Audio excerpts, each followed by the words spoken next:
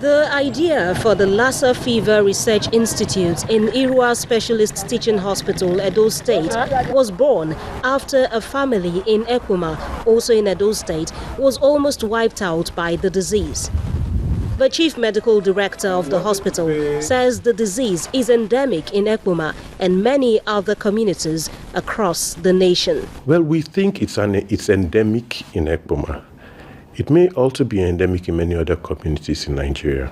But you see, if there's no index of suspicion, or if test has not been done in that community, you may not know what's causing the fevers and what's causing the death.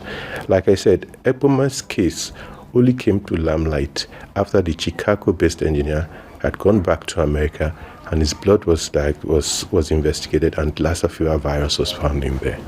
And when the news came back, we knew we had Lassa fever in Ekpuma.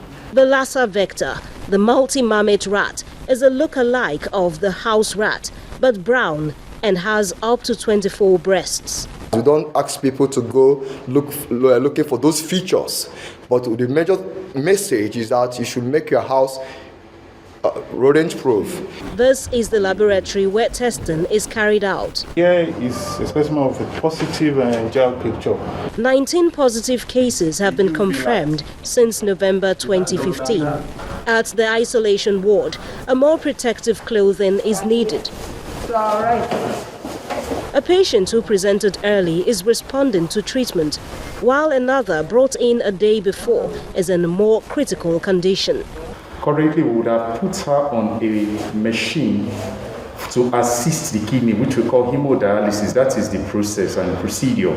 But currently, she's not a candidate for that because she's showing good response to treatment. He has complicating renal failure. His kidneys are failing. He's had one episode of hemodialysis. He was put on the machine yesterday on an emergency basis because the kidneys were not really working. Just 2 dialysis machines are available and solely dedicated to viral hemorrhagic fever.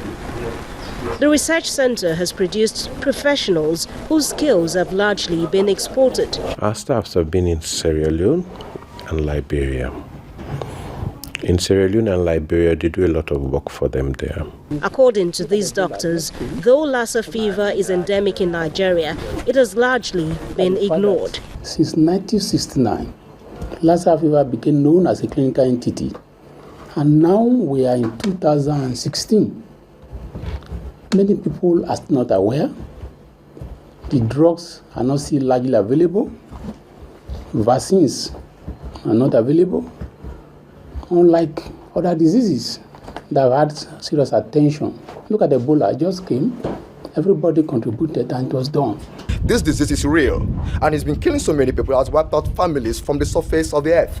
Then from 2008, it kept moving, as you can see from the map, you can appreciate it better from the map, and it kept spreading and spreading to where we got today in 2013. You can't see the map all colored. They say funding is a big challenge. Since that 2007, been making a case or made a case repeatedly for the establishment of centers of this nature in the other geopolitical zones in the country or health zones in the country, because Nigeria is a vast country.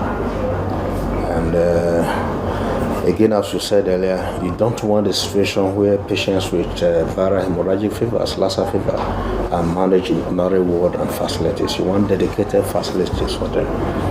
But as we speak, sadly, I'm not aware that these centers have attained any stage of replication elsewhere in the country. Many deaths from Lassa fever have occurred, with some cases unreported. It is hoped that more diagnostic centers will be set up to diagnose and tackle the disease.